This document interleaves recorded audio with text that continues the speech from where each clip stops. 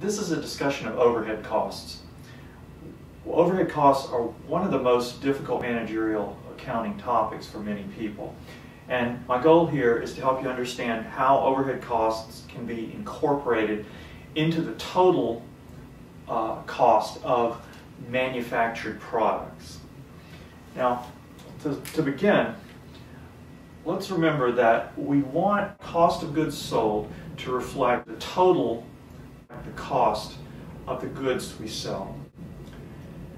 We don't have a lot of trouble usually with the direct costs of the goods we sell. So, for example, when we incur actual costs for materials, we can take those costs and, as we use the material, assign specific batches that we're making, assign them a portion of the total material costs that we've incurred.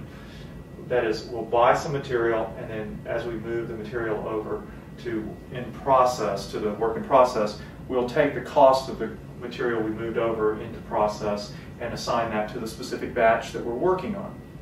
Similarly, for labor, we incur labor costs, and we usually don't have too much trouble assigning the cost of labor associated with a specific batch we're manufacturing.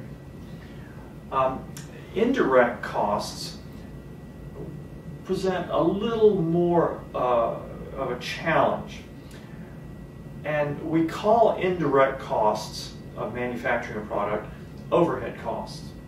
An overhead cost is one that benefits all the products we manufacture, but we can't trace it directly to any specific product or any specific batch of products that we're making.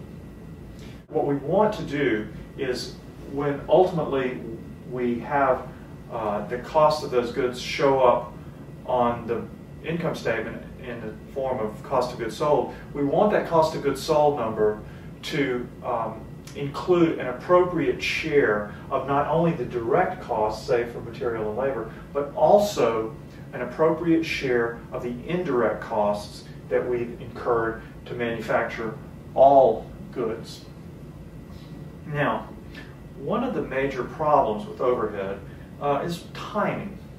So, for example, if we're manufacturing a batch of goods in January, we might not have incurred yet all the costs that we would like for that batch of goods to include.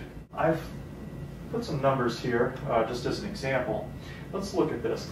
These numbers are estimated overhead costs for quarter 1, quarter 2, quarter 3, quarter 4. Overhead costs are things like the cost of insurance for the factory building. Let's just say that all our indirect costs, all our overhead costs, we expect to come in like this. We expect to have no overhead costs during quarter 1, $250 during quarter 2, $500 during quarter 3, and $250 during quarter 4. Well, if we're manufacturing a batch of goods in January or sometime during the first quarter, when we're looking at the cost of those goods, we want to consider the direct costs, material and labor, but also a share of this $1,000 total. We don't want to assign no cost to that batch of goods simply because it was manufactured in quarter 1 when we hadn't yet incurred any actual overhead costs.